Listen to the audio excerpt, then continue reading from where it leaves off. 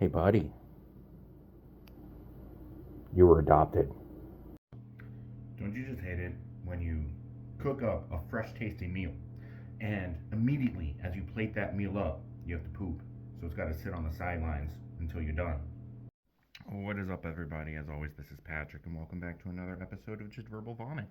Today, we have a bodybuilding accessory day for our powerlifting goals and needs. And we're going to start the day off with some eggs. We've got 83 point something grams of 93.7 beef. We've got 3 eggs in there. And yes, I did end up purchasing a dog food bowl to put my food in because I subscribe to the one plate policy, or it's not a policy or anything. I like to only use one set of things. It's basically justified autism, where I only like to use one bowl, and the bowl that I was using kept getting stolen for people who don't wash their plates immediately after they finish using them, which is a weird concept to me. But I was like, you know what? People are not going to steal a dog food bowl to eat out of because they can't really wrap their heads around eating their regular food out of a dog food bowl. So we got the bowl. So we kind of fixed our problem there. Anyways, I'm going to go eat. Apparently, but oh, nope. You done? You done, bud? He was eating his butt.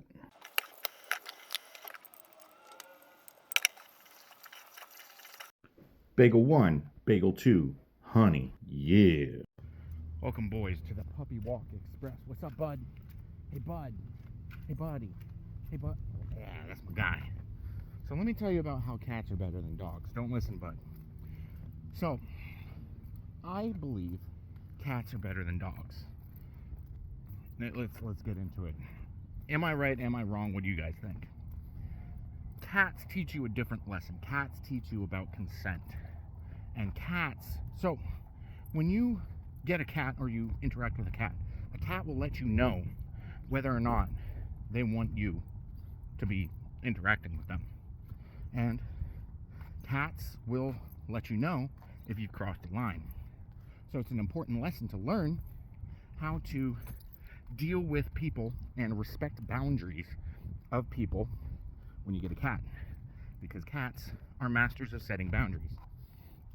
Dogs, on the other hand, what is personal space? They don't know. All dogs know is, I like you, I'm gonna do everything you say, and I'm gonna surround you and love you no matter what you say or what you do to me. You can do anything. That's if you have kids, right?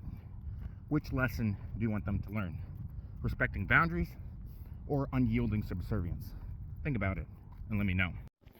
All right, we got 215 grams of Fruity Pebbles, 16 ounces of fat-free Fairlife milk for that insulin response, that high-carb meal pre-training for that insulin response. We're also going to have a protein shake with this right after we're done with this.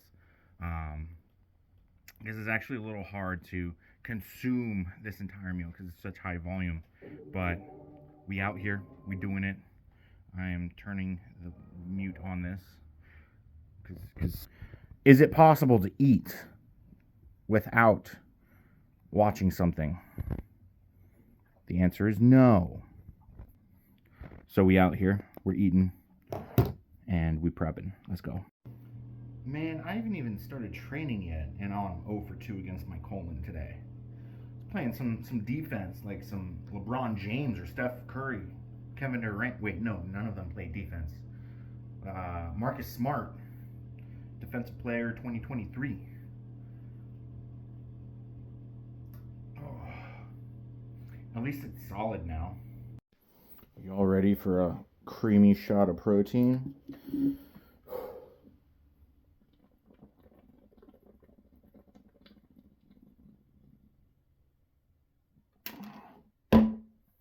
Alright.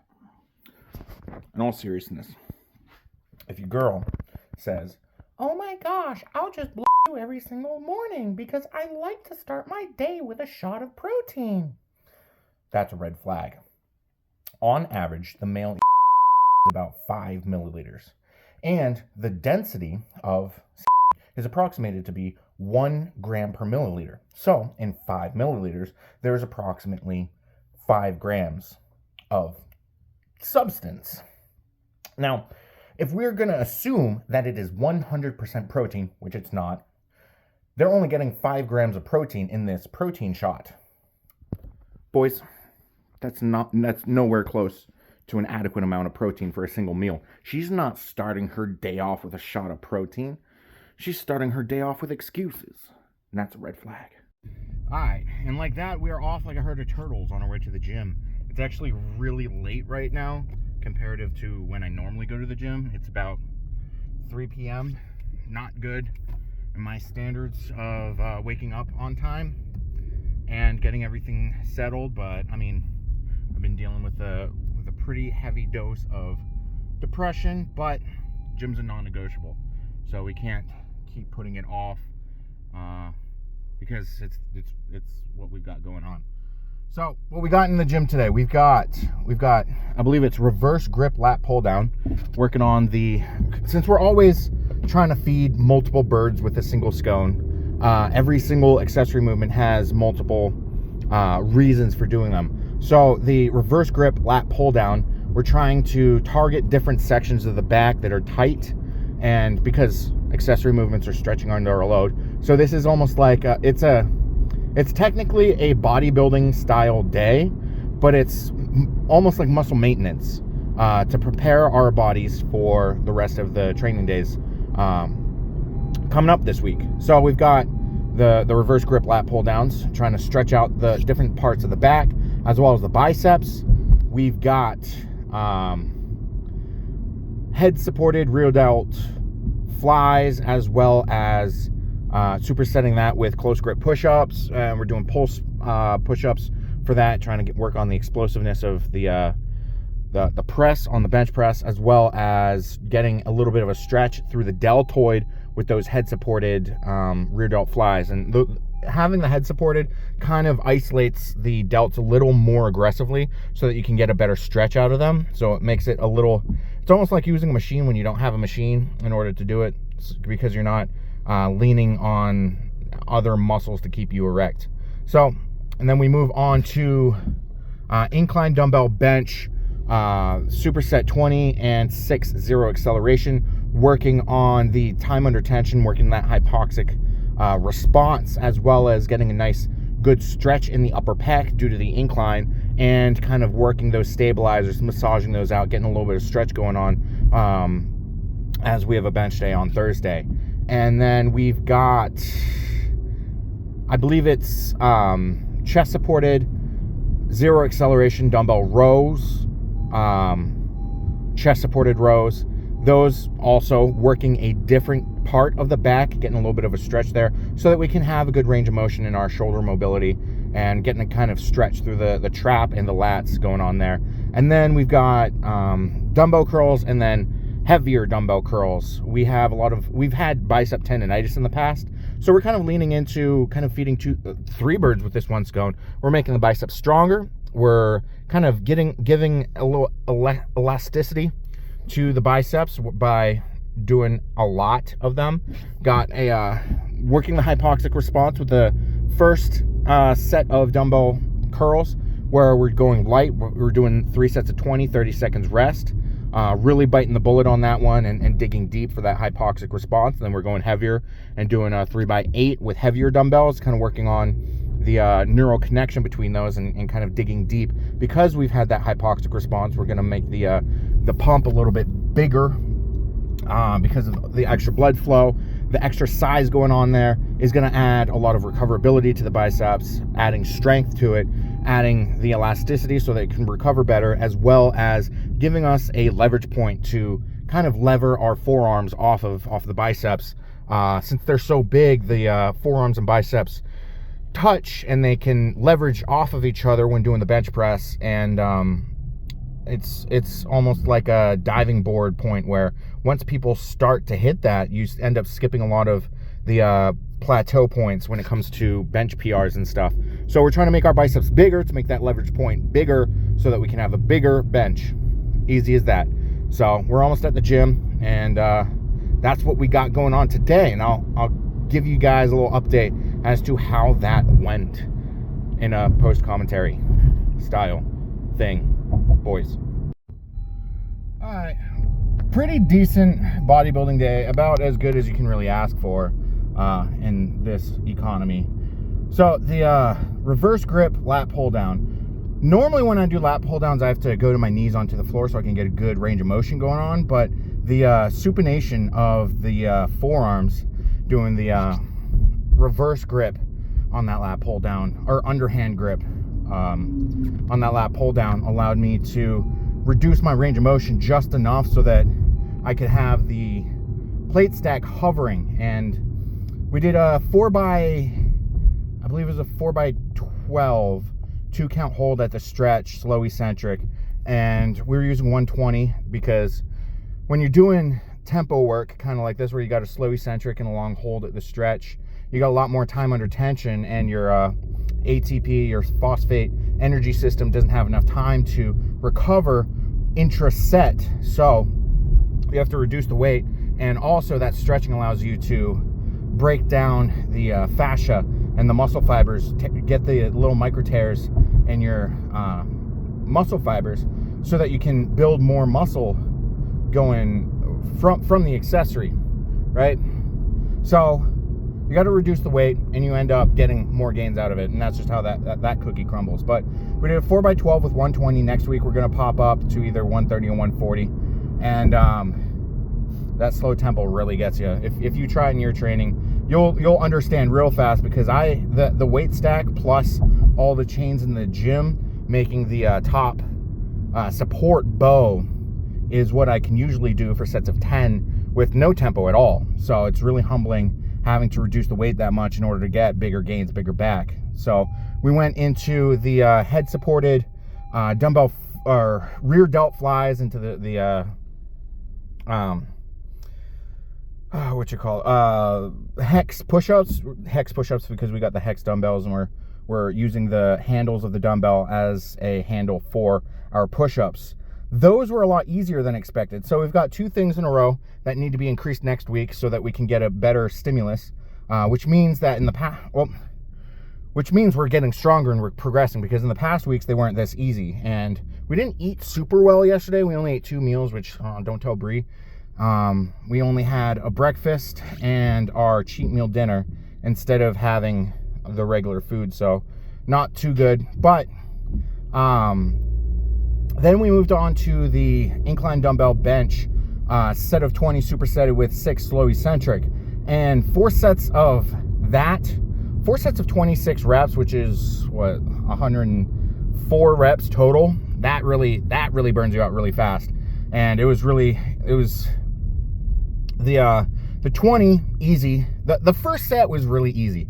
By the 4th set, it's like, when you're doing 25 plus reps in a set, it really gets to you fast, especially when you only have 90 seconds of rest like I did in this one today. And then we moved on to the chest supported dumbbell seesaw rows. Now last week we went a little too aggressive with it, and we used the 70s, and that burnt.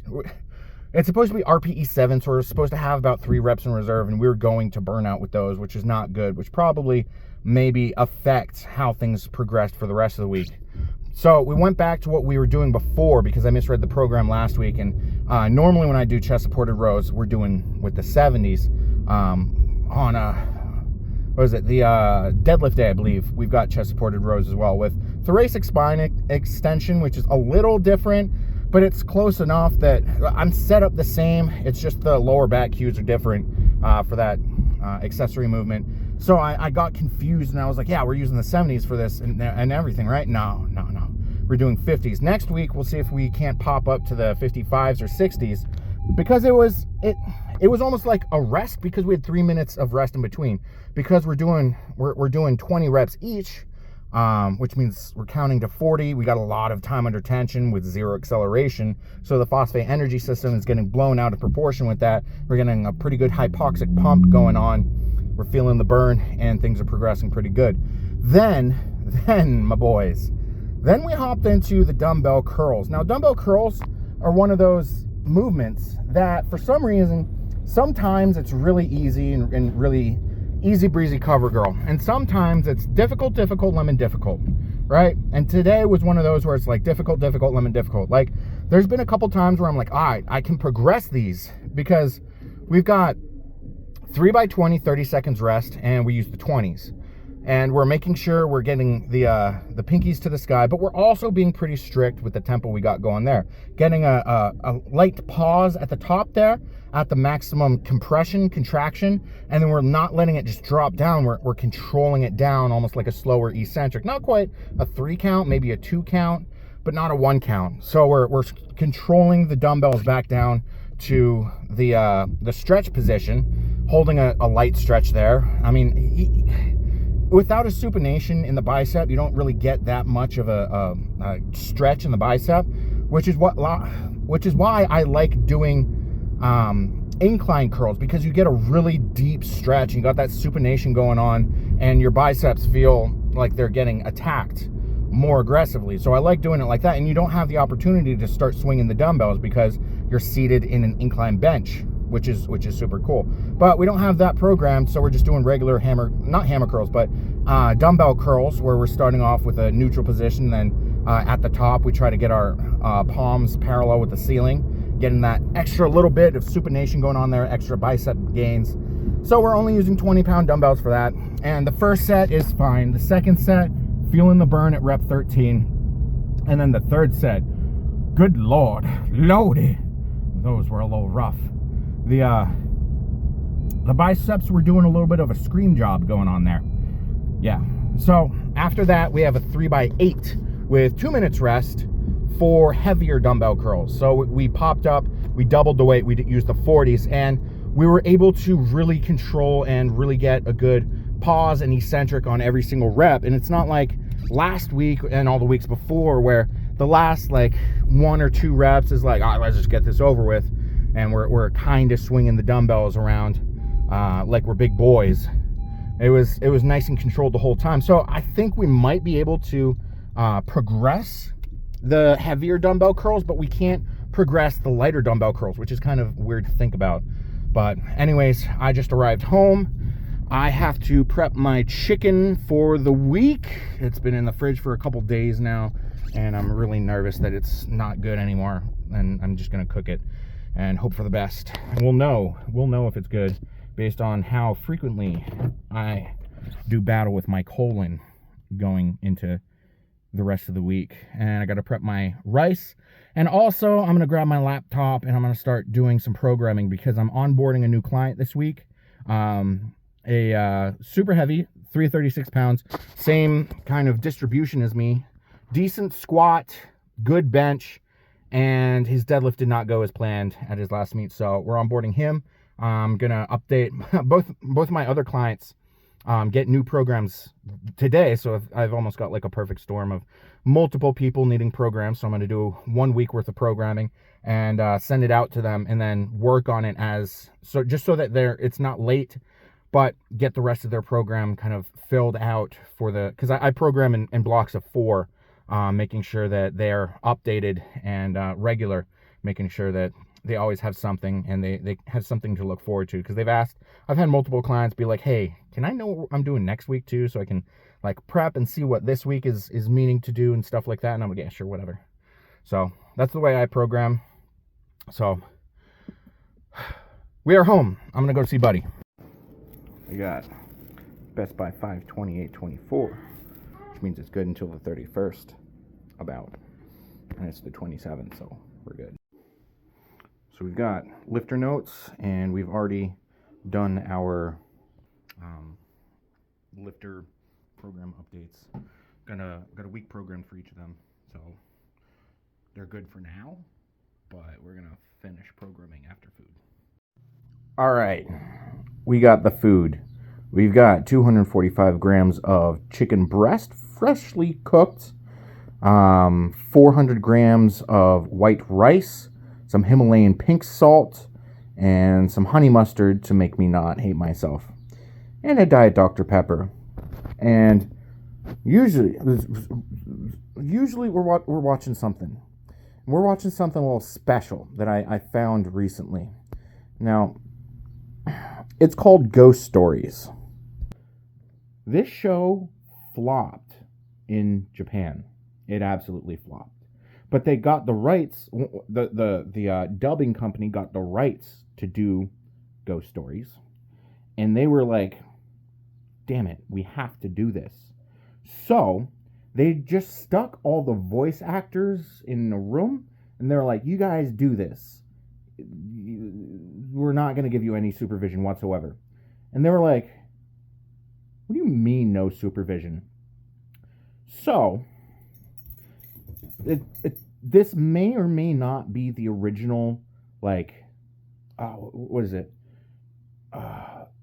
Team 5-star Dragon Ball abridged kind of thing, where the story is there, but the voice acting is really what you're watching for. The story is awful. And the voice actors make fun of it. Like at one point, a character is like, "Oh, I'm too young to get haunted. Getting haunted is for adult." Or what was it? Something. It was like, "Oh, I'm too young to get haunted. The only people who get haunted are Republicans, and I'm too young to vote." Yeah. So it's a lot of stuff like that, and there's just one character where they're just like, I'm not gonna make this person legible whatsoever. We're just gonna, and she goes, yeah. That's the entire. That's the voice of one of the characters, and like it's included with Amazon Prime right now. So if you have Amazon Prime, go check it out, and you'll be like, wow, that was an annoying noise that Patrick made, and then you'll start watching it, and you'll be like, huh? Oh, another one. Chick puts her head out the window, and her dad is like, hey, don't do that. You don't want your head chopped off. And I was like, what? They started doing this early. So it's a meme in the anime community. If you are a part of it, you may have heard of it, but you may not have heard of it. You may not have, but you've definitely seen memes from it, because yes. I would suggest you go see it. I'm basically on a hiatus from One Piece right now because, commitment issues. And the Gecko Moria, the Thriller Bark arc is kind of dragging on. It's kind of like the Skypiea arc where I took like a 6-month hiatus. But once I'm done with Ghost Stories, where it's like, whatever, maybe one episode a day, I'll get back onto the One Piece grind and do one episode a day. So I'm going to eat my meal. And I'm going to get back to programming the rest of my clients I have programmed all my clients today. I've got one client who has 1 week left, or I programmed a week for him. He's got 1 week left before we kind of transition out into a different kind of program, because he's recovering from an injury not sustained by going off program. So and then I have another client where I did one week worth of programming, and I'm gonna finish filling out his rest of the block worth of programming. And then this new client, kind of the same deal. Basically, these two clients they've got very different strengths and weaknesses, so it's not like I'm being like, hey, let's take this guy's program and put it on him too. Yeah, great coaching strategy. No, everyone's an individual. You got to program them differently. I've got my notebook full of all notes on like the different strengths and weaknesses each client has. Like one client deadlifts 540, another deadlifts 705. Like there's different things going on there. They've got similar strengths and weaknesses, but there's a lot of different things going on there too. Like one is just, they both struggle to get down to the bar, which is why I'm going to be kind of hammering in like the Hobbit pulls and pause deadlifts, and kind of teach them sumo deadlift to kind of get the feeling of wedging into the bar, because I feel like one of them is not getting down to the bar correctly and doesn't understand the wedging feeling. The other one's feeling that wedging feeling and actually might be better at sumo than he is conventional. You want to be training them both, because the sumo is the best accessory for conventional. Conventional is the best accessory for sumo. So it makes no sense for you to not train both of them at the same time. Anyways, I've been dragging on for way too long. I look super homeless, don't I? Pretty close to it. Anyways, y'all came for... Oh, that's his butthole. Y'all came for Buddy, right? Hey, Bud! Hey, Buddy! Hey, Buddy! Hey, Buddy! Bud! Hey, dummy! Buddy! Buddy! Little guy! He's interested in the rain. So you guys are not going to get some Buddy faces. I do not apologize. It's all on him. See what I put up with? Gross. Little guy. Yeah, I'm talking to you. That's you. Can I have some space so I can eat? Little guy. Little guy. Buddy is a little guy. He is a little guy. Buddy pup. Go away. Oh, good grief. Ah! Here's what I'm talking about. What? Catcher, what are you retarded? Obviously. Which way did he go?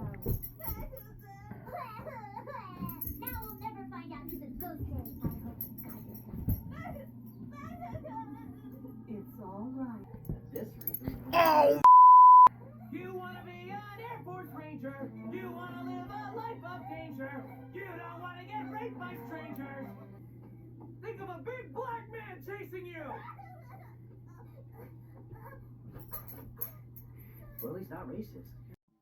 We've got 220 grams of 93.7 beef, 400 grams of rice, and about 70 grams of guacamole.